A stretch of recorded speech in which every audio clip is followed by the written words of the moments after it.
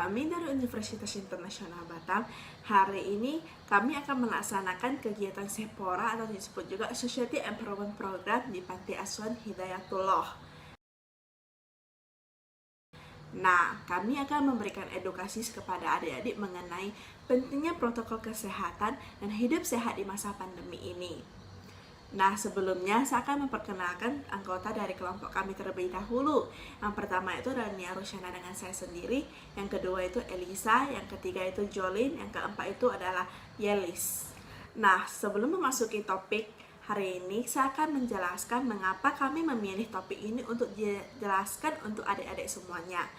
Nah, COVID ini sudah berlangsung selama 2-3 tahun.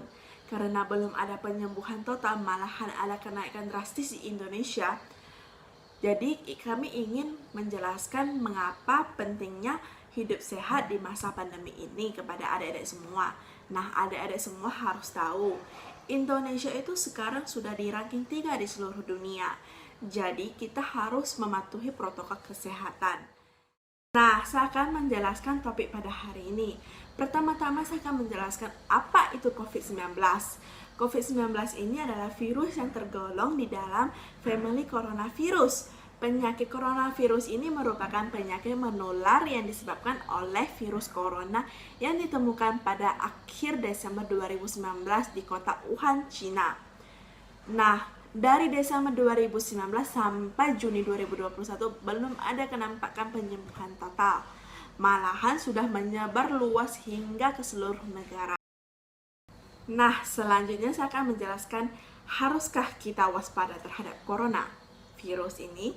Coronavirus ini dia dapat menyerang bagi orang yang tidak menjaga kebersihan dan tidak menjalankan protokol kesehatan COVID-19 yang sudah ditentukan.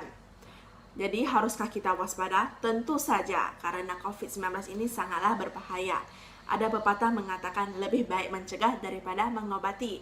Artinya kita lebih baik menjaga dan merawat tubuh kita sebelum terjadi hal-hal yang tidak diinginkan, sehingga harus dilakukan tindakan mengobati.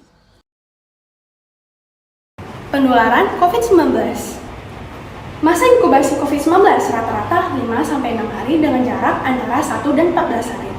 Risiko penularan tertinggi diperoleh di hari-hari pertama penyakit disebabkan oleh konsentrasi virus pada sekret yang tinggi. Orang yang terinfeksi dapat langsung menularkan sampai dengan 48 jam sebelum onset gejala presimptomatik dan sampai dengan 14 hari onset gejala. Virus dapat memungkinkan menyebar melalui droplet atau kontak dengan benda yang terkontaminasi. COVID-19 utamanya ditularkan dari orang bergejala ke orang lain yang berada dalam jarak dekat melalui droplet. Penularan droplet terjadi ketika seseorang berada dalam jarak 1 meter dengan seorang yang memiliki gejala pernapasan sehingga droplet berisiko mengenai mulut, hidung, dan mata. Gejala COVID-19 dapat berupa demam, batuk, pilek, hilangnya indera penciuman, atau pembauan. Orang lansia dan orang dengan daya tahan imunitas yang rendah dapat memiliki gejala COVID-19 yang berat.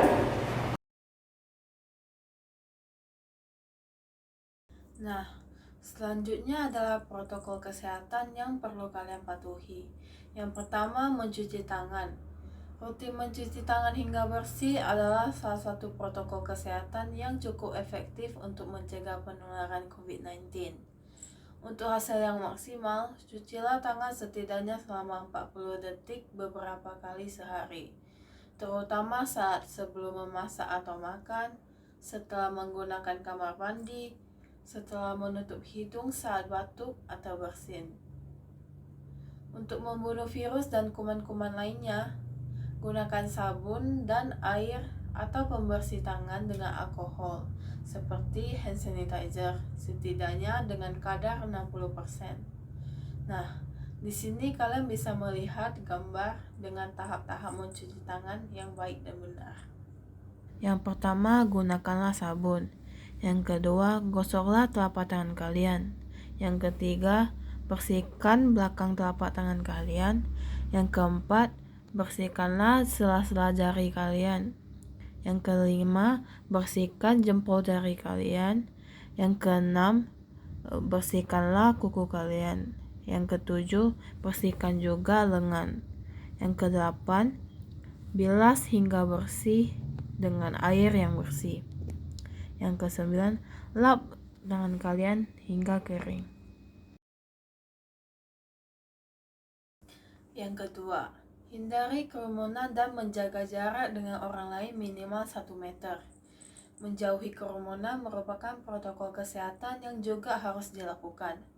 Menurut Kementerian Kesehatan Republik Indonesia, masyarakat diminta untuk menjauhi kerumunan saat berada di luar rumah. Ingat, semakin banyak dan sering kamu bertemu orang, maka kemungkinan terinfeksi virus corona pun semakin tinggi. Oleh sebab itu, hindari tempat keramaian, terutama bila sedang sakit atau berusia di atas 60 tahun atau lansia. Menurut riset, lansia dan pengidap penyakit kronis memiliki resiko yang lebih tinggi terserang virus corona. Protokol kesehatan lainnya yang perlu dipatuhi adalah menjaga jarak. Protokol kesehatan ini dimuat dalam Keputusan Menteri Kesehatan Republik Indonesia dalam Protokol Kesehatan bagi Masyarakat di Tempat dan Fasilitas Umum dalam rangka pencegahan dan pengendalian COVID-19. Di sana disebutkan menjaga jarak minimal 1 meter dengan orang lain untuk menghindari terkena cairan dari orang yang bicara, batuk, atau bersin, serta menghindari kerumunan, keramaian, dan berdesakan. Bila tidak memungkinkan melakukan jaga jarak, maka dapat dilakukan berbagai rekayasa administrasi dan teknis lainnya. Rekayasa administrasi dapat berupa pembatasan jumlah orang, pengaturan jadwal, dan sebagainya. Sedangkan rekayasa teknis antara lain dapat berupa pembuatan partisi, pengaturan jalur masuk dan keluar, dan lain sebagainya.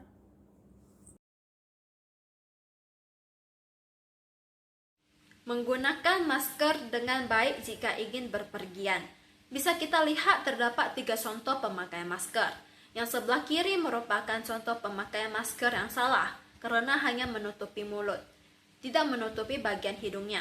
Kita dapat terinfeksi virus corona ini melalui hidung.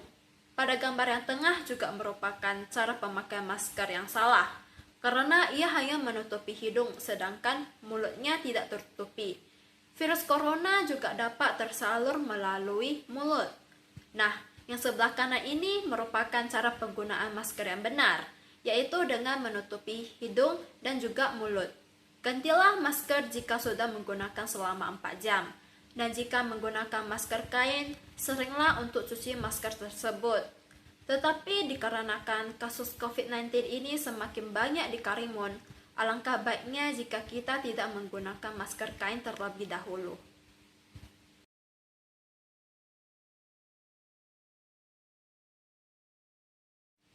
Pandemi COVID-19 ini masih belum berakhir. Jadi kami semua mengharapkan adik-adik semua ikut patuh dalam melaksanakan protokol kesehatan agar orang yang terkena COVID-19 semakin berkurang dan kita dapat bebas lagi melakukan aktivitas kita.